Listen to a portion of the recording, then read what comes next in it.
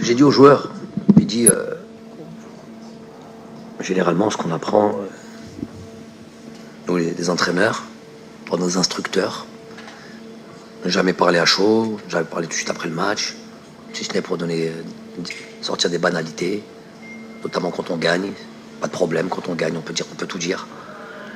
Mais là, j'ai envie de leur parler, parce que j'ai vu évidemment un groupe de coéquipiers, de compatriotes, c'est pas un club, de frères qui étaient peinés, qui étaient frustrés, qui étaient presque abattus. Et je leur ai dit que, effectivement, je suis encore plus peiné pour eux, pour notre pays. Un, de par les efforts qu'ils produisent et la non-récompense. Deux, du fait qu'ils soient inévitablement, incontournablement, de par les résultats, dans le doute. Trois, qu'une série de 3 ans de travail vient à s'estomper, à s'arrêter, avec tout le respect que j'ai pour l'équipe de la Guinée équatoriale, de manière soudain. Et croyez-moi que ça fait mal. Mais si véritablement, et on l'est, je sais que voilà, le monde va s'abattre sur nous, pas de souci là-dessus. J'en prends très largement la responsabilité, je les ai très tranquillisés là-dessus, que nous, ce qui devait nous importer, et ça qui m'intéresse, c'est juste dans notre vestiaire et dans notre groupe, de croire absolument. C'est vrai que c'est l'Everest, pas de par la qualité incroyable, indéniable de la Côte d'Ivoire. Certes, c'est une grande équipe, c'était une grosse nation du football avec de grandes individualités. Mais c'est pas ça c'est pas ça qui fait qu'on a l'impression que soit insurmontable. C'est une autre situation à nous. Le fait de rentrer dans ce tournoi après 2 matchs, avoir un point, le fait de fournir des efforts et ne pas les concrétiser, le fait, vous savez que marquer un but, on pourrait parler, ça change une vie.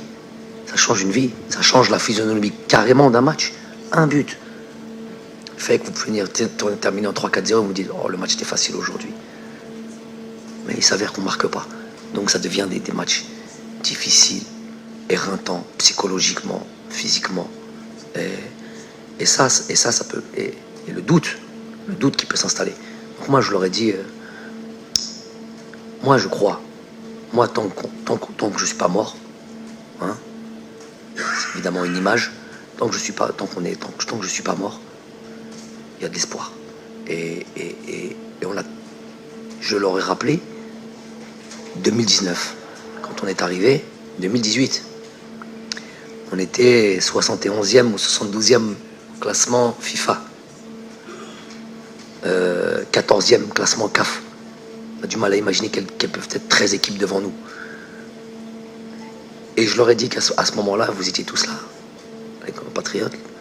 On a fait un match de qualification de Coupe d'Afrique pour 2019. On avait un match, le Togo. Et on avait toute une campagne à livrer. Je leur ai dit, après cette qualifiée, on va aller dans cette Coupe d'Afrique pour aller la gagner. Qu'est-ce qui est plus difficile? À cette époque-là, de dire ça, ou aujourd'hui, nous sommes dans le doute. Mais avec tout 3 ans de travail, 3 ans de résultats, 3 ans des titres, il y avait une série, jusqu'à il y a 1 heure, une série d'invincibilité incroyable. On n'est pas les premiers. Je l'aurais cité Oscar Wilde. Vise la lune ou vise les étoiles ou vice versa. Pire, c'est quoi qui est plus loin? La lune ou les étoiles? Qu'est-ce qui est plus haut?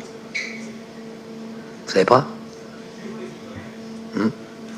Culture générale. En tout cas, Oscar Wilde, qui dit vise ça, au pire des cas, tu atteindras ça. Donc, on voulait avoir cette série mondiale, que ça rentre dans l'histoire du football algérien. On ne l'est pas, mais on est deuxième ou troisième, avec l'Argentine, avec l'Italie, avec l'Allemagne. Pour ce côté de la série qui occupe nos pensées, nos discours, tous les jours, à tout le monde, à tout le peuple algérien, oui, c'est normal. Mais maintenant, il y a autre chose. Maintenant, il y a une qualification à aller chercher. Jamais, jamais, jamais, jamais s'avouer vaincu.